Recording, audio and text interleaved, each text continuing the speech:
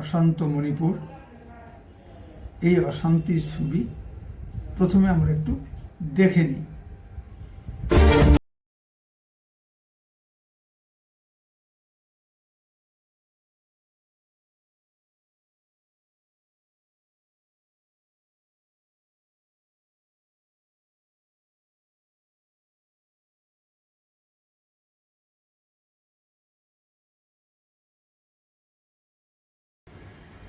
এই অশান্তি নিয়ে প্রধানমন্ত্রী মাননীয় মোদীজি সংসদে দাঁড়িয়ে যে কথাগুলি বলেছেন, আসুন একটু শুনে নিই। मणिपुर में लगातार हिंसा की घटनाएं कम होती जा रही है। मणिपुर के अधिकांश हिस्सों में आम दिनों की तरह स्कूल चल रहे हैं, कॉलेज चल रहे हैं, दफ्तर और दूसरे संस्थान, जो भी तत्व मणिपुर की आग में घी डालने की कोशिश कर रहे हैं, मैं उनसे आगाह करता हूं कि ये हरकतें बंद करें। एक समय आएगा मणिपुर ही उनको रिजेक्ट करने वाला है, ऐसे लोगों को। মণিপুর নিয়ে একটি এপিসোড করার ইচ্ছা অনেক দিন থেকেই ছিল। ভারতের মণিপুর রাজ্যের একটি ঐতিহ্যময় পূর্ব ইতিহাস আছে। মহাভারতের যুগে তৃতীয় পাণ্ডব অর্জুন মণিপুর রাজকন্যা চিত্রাঙ্গদাকে বিবাহ করেছিলেন। এই ঘটনাকে অবলম্বন করে বিশ্বকবি রবীন্দ্রনাথ ঠাকুর তার বিখ্যাত নৃত্যনাট্য চিত্রাঙ্গদা রচনা করেছেন। আদিকাল থেকেই মণিপুরে বৈষ্ণব ধর্মের প্রভাব এখানকার নৃত্যশৈলী আরোহণ করে রবীন্দ্রনাথ ঠাকুর তার নৃত্যনাট্যে প্রয়োগ করেছেন।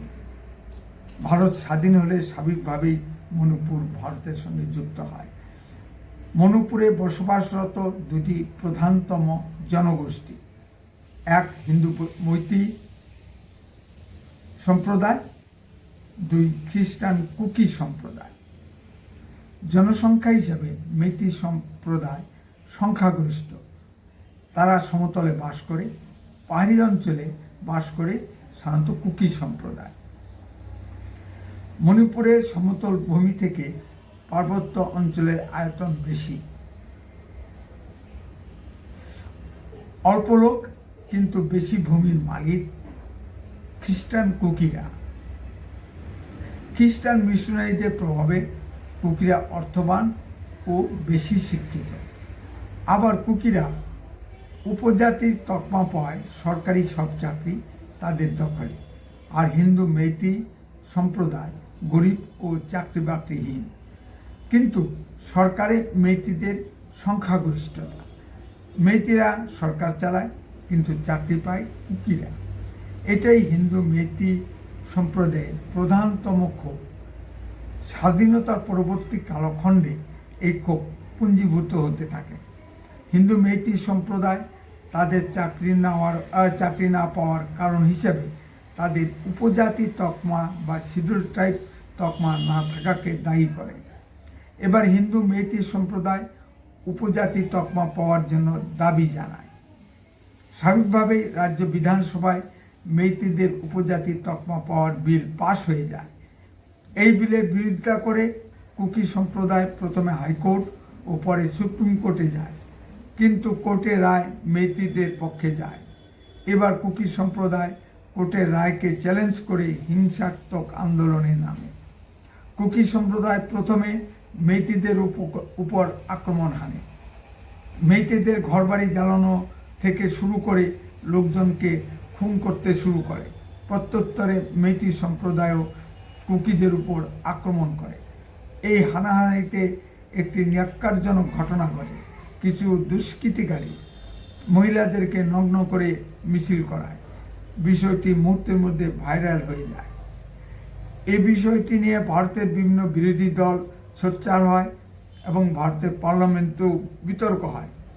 শেষে মাননীয় প্রধানমন্ত্রী এ ঘটনা নিন্দা করে বিবৃতি প্রদান করেন।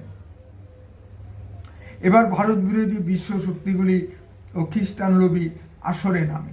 তারা অর্থ ও অস্ত্র দিয়ে কুকিদের সাহায্য করতে থাকে। সেই অস্ত্রে সজ্জিত হয়ে কুকিরা আমাদের সেনাবাহিনীর উপর আক্রমণ করে। মণিপুরের সঙ্গে মায়ানমারের 400 কিলোমিটার দীর্ঘ উন্মুক্ত সীমান্ত, অধিকাংশই ঘন বন জঙ্গলে ঘেরা।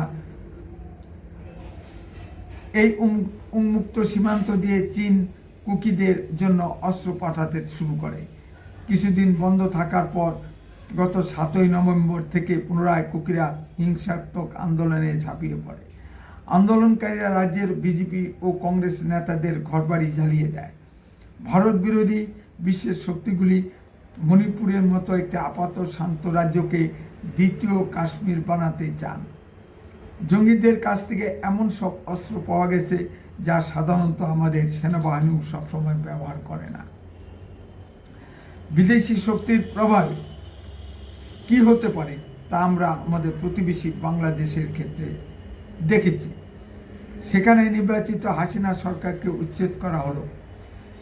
কিছুদিন আগে আমাদের ভারতে কৃষক আন্দোলনের নামে অরাজকতা সৃষ্টির চেষ্টা চলল। উদ্দেশ্য প্রধানমন্ত্রী মাননীয় মোদীজিকে ব্যতিব্যস্ত করা। আন্দোলনের নামে কোটি কোটি টাকা খরচ, এমনকি রুটি বানানোর জন্য মেশিন পর্যন্ত আসলো কোথা থেকে, তাকে ভারত সরকার ভেবে দেখেছেন? পৃথিবীর বেশ কিছু দেশ ভারতের উন্নতিকে সহ্য করতে পারছে না। তারা ভারতকে হেয় করার জন্য ষড়যন্ত্র করছে।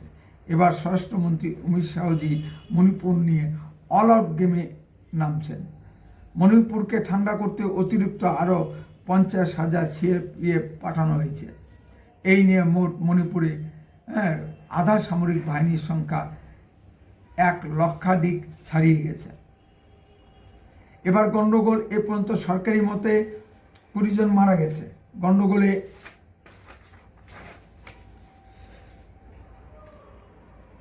সর্বত্র নয়, কুকি অধ্যুষিত 2-1টি জেলায়। আমেরিকাও চায় বাংলাদেশের চট্টগ্রাম, ভারতের মণিপুর, মিজোরাম, নাগাল্যান্ড নিয়ে একটি পৃথক স্বাধীন খ্রিস্টান রাষ্ট্র গঠন।